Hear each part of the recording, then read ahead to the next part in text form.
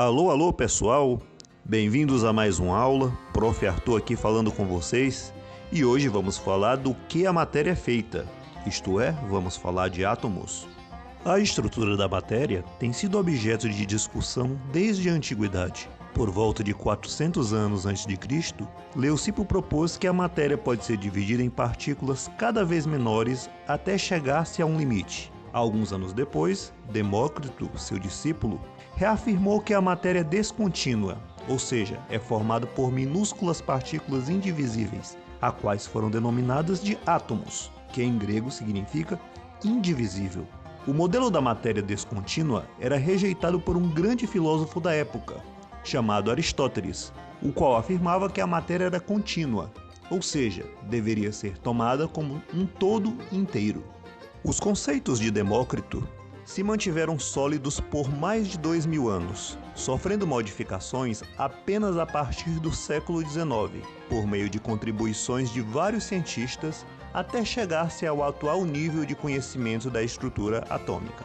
Em 1808, o químico inglês John Dalton elaborou a primeira tentativa de se explicar a estrutura atômica. Em seu modelo, Dalton estabeleceu a primeira teoria científica que considerava que a matéria era composta de átomos, tendo em vista que as ideias de Demócrito eram apenas filosóficas e não se apoiavam em nenhum experimento. Em sua teoria, Dalton expressava o seguinte: a matéria pode ser dividida em partículas indivisíveis e inalteráveis, denominadas de átomos. Todos os átomos de um mesmo elemento são idênticos entre si, apresentando a mesma massa e as mesmas propriedades. Os átomos de elementos diferentes possuem massa e propriedades diferentes. Os compostos se formam quando os átomos se combinam em uma relação constante e proporcional. Hoje nota-se, dentre outros equívocos nesta teoria, o fato da existência dos isótopos, que são átomos de um mesmo elemento químico que possuem massas diferentes, e também dos isóbaros, em que átomos de elementos diferentes possuem a mesma massa. Por considerar o átomo uma esfera maciça, indivisível, impenetrável e indestrutível, o modelo atômico de Dalton ficou popularmente conhecido como modelo atômico da bola de bilhar.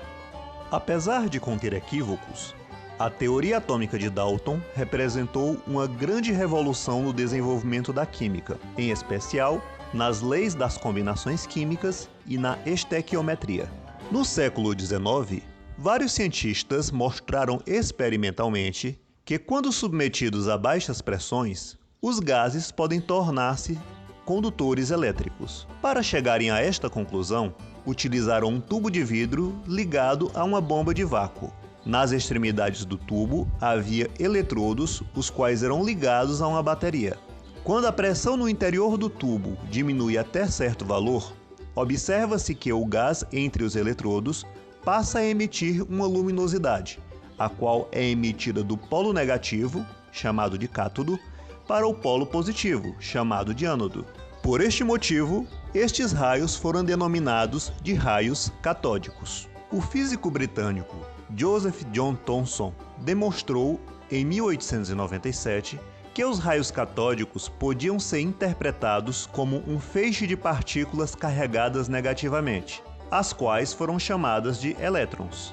Utilizando campos elétricos e magnéticos, Thomson conseguiu determinar a relação entre a carga e a massa dos elétrons, e concluiu também que os elétrons deveriam ser constituintes de todos os tipos de matéria, pois observou que a relação carga-massa dos elétrons era a mesma para qualquer gás. Com base nessas conclusões, Thomson derrubou as ideias de Dalton de que o átomo era uma esfera maciça e indivisível, e apresentou o seu modelo atômico, que ficou conhecido popularmente como modelo atômico do pudim de passas, em que o pudim seria a massa de cargas positivas e as passas seriam os elétrons em constante movimento. A principal contribuição do modelo atômico de Thomson foi demonstrar a existência de partículas subatômicas e a natureza elétrica da matéria. Tal modelo foi aceito até o início do século XX, quando Ernest Rutherford propôs outro modelo mais aprimorado que será descrito mais adiante. Para comprovar a existência do elétron, era necessário medir suas propriedades, em especial sua carga elétrica. Este objetivo foi alcançado por Millikan, através de sua célebre experiência da gota de azeite, realizada em 1909. A experiência da gota de óleo foi uma experiência conduzida por Millikan para medir a carga elétrica do elétron. Ele conseguiu isso balanceando cuidadosamente as forças elétricas e gravitacionais em minúsculas gotas de óleo carregadas e suspensas entre dois eletrodos de metal. Conhecendo o campo elétrico, a carga da gota poderia ser determinada. Repetindo o experimento em várias gotas, percebeu que os valores medidos eram sempre múltiplos de um mesmo número.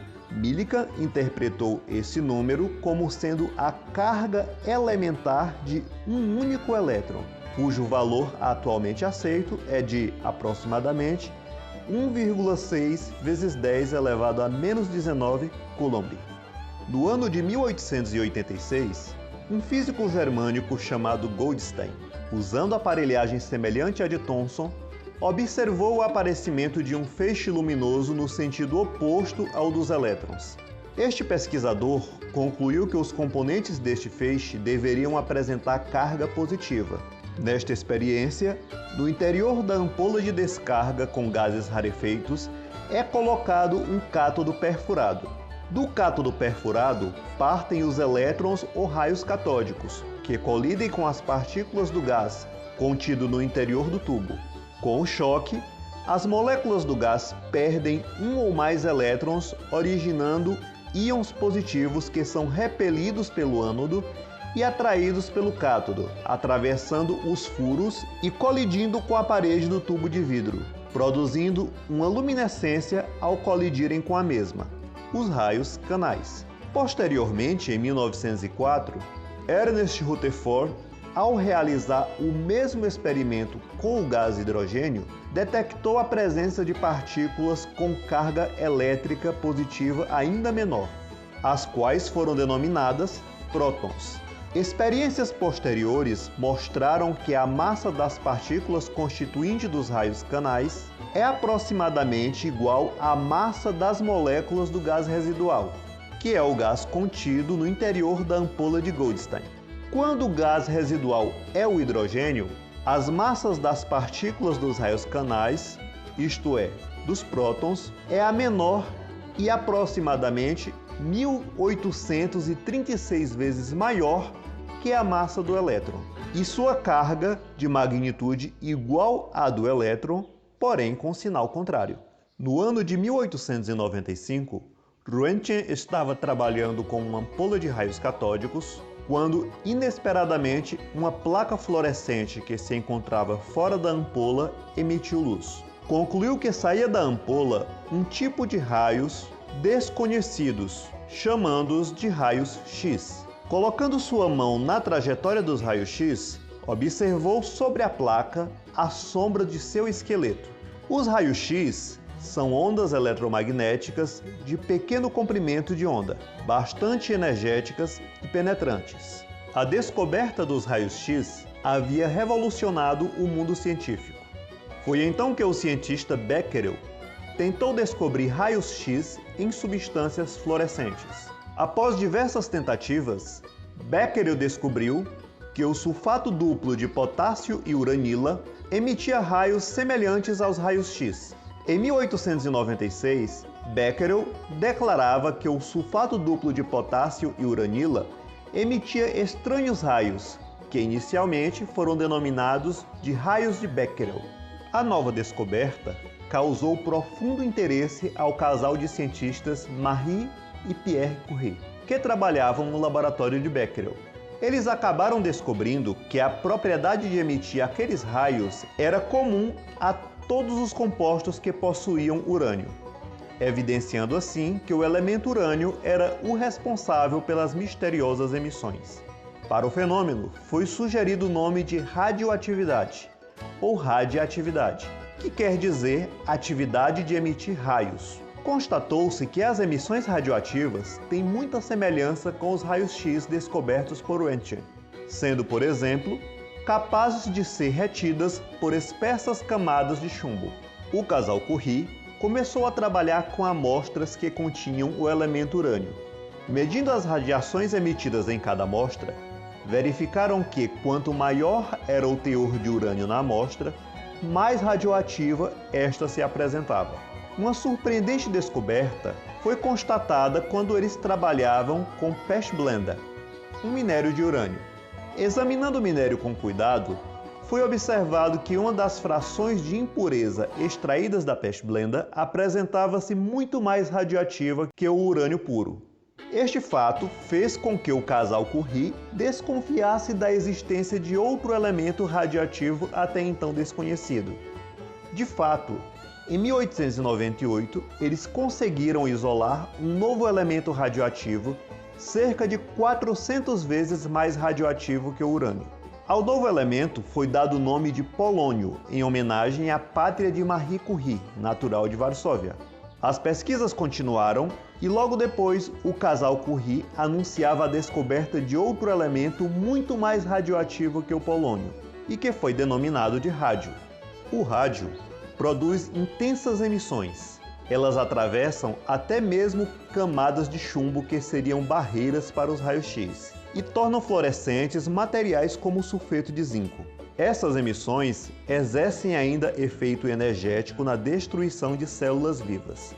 A emissão radioativa é constituída de partículas de carga positiva, partículas de carga negativa e ondas eletromagnéticas. Essas radiações receberam os seguintes nomes: partículas alfa para as de carga positiva, sendo constituídas de 2 prótons e 2 nêutrons e são idênticas a núcleos de átomos de hélio. Há as partículas beta, que são de carga negativa e consistem em elétrons que saem do núcleo, quando um nêutron desintegra-se formando um próton, um elétron e um neutrino, que é uma partícula sem carga e praticamente sem massa. E também as emissões gama, que são ondas eletromagnéticas de alto poder de penetração. Um dos passos mais significativos no desenvolvimento do atual conhecimento sobre a estrutura atômica foi dado por Ernest Rutherford em 1911. O modelo atômico de Rutherford é baseado nos resultados da experiência que o mesmo e seus colaboradores realizaram ao bombardear uma lâmina delgada de ouro com partículas alfa, que são positivamente carregadas. Rutherford e seus colaboradores tentaram averiguar se os átomos eram realmente maciços. No entanto, verificaram-se resultados bastante discrepantes do esperado. A maior parte das partículas alfa atravessava a lâmina de ouro sem sofrer nenhum desvio, indicando que essas partículas não encontravam nenhum obstáculo pela frente e seguiam seu percurso em linha reta. Algumas partículas alfa conseguiam atravessar a lâmina, porém sofrendo um desvio forte em seu caminho, mostrando que estas encontravam algum obstáculo não muito grande em algum ponto quando atravessavam os átomos da lâmina. Pouquíssimas partículas alfa não conseguiam atravessar a lâmina e voltavam para o mesmo lado de onde eram lançadas, evidenciando que encontravam um obstáculo irremovível ao colidirem em algum ponto dos átomos da lâmina. Se os átomos fossem realmente como foi proposto por Thomson, Rutherford esperava que as partículas alfa passassem através da folha de ouro sem serem perturbadas.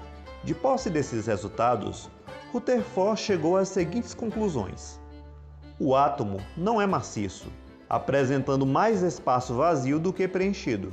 A maior parte da massa do átomo se encontra em uma pequena região central, chamada de núcleo, dotada de carga positiva, onde estão os prótons, partícula subatômica de carga positiva, de magnitude igual à do elétron, cuja existência já havia sido demonstrada por Goldstein. Os elétrons estão localizados em uma região ao redor do núcleo, chamada de eletrosfera. Este modelo ficou conhecido como modelo do Sistema Solar, em que o Sol seria representado pelo núcleo e os planetas pelos elétrons. Rutherford havia observado que apenas cerca de metade da massa nuclear podia ser justificada pelos prótons, sugerindo que partículas de carga neutra e massa aproximadamente igual à do próton estivessem presentes no núcleo. A existência dessas partículas foi confirmada em 1932 por James Chadwick. De acordo com a teoria atômica de Rutherford, os elétrons poderiam movimentar-se ao redor do núcleo a qualquer distância e mudando constantemente de direção. Segundo a mecânica clássica, cargas elétricas aceleradas emitem radiação eletromagnética. E assim, os elétrons deveriam perder energia e espiralar até caírem sobre o núcleo, o que levaria ao colapso da matéria. Além disso, a descrição do átomo de Rutherford não esclareceu algumas observações já realizadas, como o comportamento de determinados gases a baixas pressões, que, ao contrário dos sólidos, a radiação por eles emitida não é espalhada uniformemente através do espectro eletromagnético.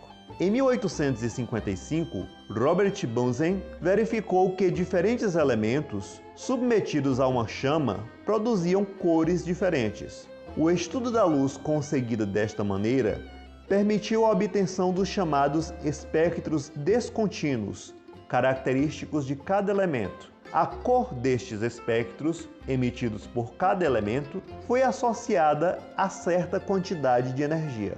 Os equívocos cometidos por Rutherford foram solucionados por seu aluno, o físico dinamarquês Niels Bohr, no ano de 1913, em um novo modelo baseado em 4 postulados que explicaram com sucesso o comportamento dos átomos hidrogenoides, que são átomos que possuem apenas um elétron.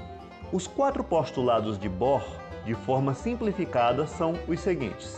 O primeiro postulado nos diz que o elétron do átomo move-se em uma órbita circular ao redor do núcleo, devido à força de atração eletrostática com aceleração centrípeta e obedecendo às leis da mecânica clássica, que são as leis de Newton. O segundo postulado expressa que o elétron no átomo só pode assumir valores quantizados de momento angular, isto é, o elétron não pode se movimentar ao redor do núcleo em quaisquer órbitas. O terceiro postulado anuncia que o elétron em uma órbita, apesar de eletricamente carregado e acelerado, não emitirá radiação eletromagnética e sua energia permanecerá constante. E no quarto postulado, Bohr explica que, durante uma transição eletrônica para um nível de menor energia, o átomo emitirá um fóton de energia igual à diferença de energia entre os níveis. E durante uma transição eletrônica para um nível de maior energia, o elétron absorverá um fóton de energia igual à diferença de energia entre os dois níveis. Estas órbitas foram denominadas níveis de energia. Hoje são conhecidos 7 níveis de energia ou camadas, denominadas K, L, M, N, O, P e Q.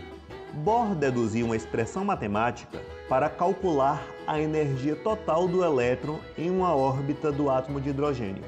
Essa expressão permite calcular sua energia em elétron-volt, cuja relação com a unidade de energia do Sistema Internacional, que é o Joule, é a seguinte: 1 elétron-volt é aproximadamente 1,6 vezes 10 a menos 19 Joule. Nesta expressão, N é o número da órbita na qual o elétron se encontra.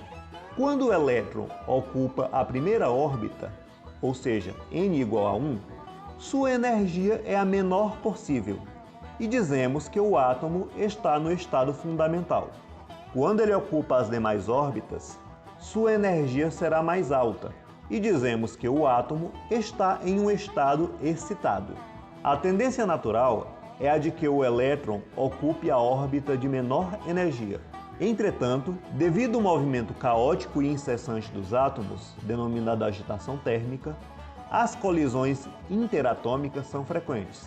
A cada colisão, um elétron pode absorver a energia do choque e passar para uma órbita mais alta. O modelo atômico de Bohr ganhou popularidade por explicar a estabilidade do átomo de hidrogênio e por fornecer previsões corretas sobre a emissão de luz por amostras contendo hidrogênio atômico na forma gasosa. A emissão de luz pelo átomo de hidrogênio ocorre quando há transição do elétron de um nível mais alto para um nível de menor energia. Essa transição se chama de relaxação. Em oposição, temos a excitação, que é a transição para um nível de energia mais alta. Sommerfeld solucionou um problema surgido logo após Niels Bohr enunciar seu modelo atômico, pois se verificou que um elétron, numa mesma camada, podia apresentar energias diferentes. Tal fato não poderia ser possível se as órbitas fossem circulares. Assim, Sommerfeld, em 1916, sugeriu a existência de órbitas elípticas. Para Sommerfeld, no nível de energia n, havia uma órbita circular e n-1 órbitas elípticas de diferentes excentricidades. Por exemplo, no nível de energia n igual a 4, que é a camada n, havia uma órbita circular e 3 órbitas elípticas. Cada uma das órbitas elípticas constitui um subnível ou subcamada, com sua respectiva energia. O modelo atômico de Bohr introduz o conceito de quantização de energia. A quantização das órbitas supostas do modelo justifica por que o elétron acaba por não cair sobre o núcleo. O enorme sucesso do modelo atômico de Bohr em explicar os fenômenos envolvendo átomos hidrogenoides só pode comparar-se a seu fracasso ao explicar os fenômenos envolvendo os átomos que possuem mais de um elétron, que são os átomos multieletrônicos, ou seja, praticamente toda a tabela periódica. Isto ocorreu porque este modelo está correto na utilização da ideia da quantização, mas está incorreto por utilizar leis de Newton e por desconsiderar o princípio da incerteza, como será mostrado mais adiante. Portanto, o mistério do esclarecimento da estrutura atômica ainda prevaleceu mesmo após este modelo atômico. Como deve ser o modelo atômico atual? Não perca os próximos capítulos da evolução dos modelos atômicos. Então é isto. Continuem estudando, resolvam as atividades. Valeu, falou, tamo junto e até a próxima!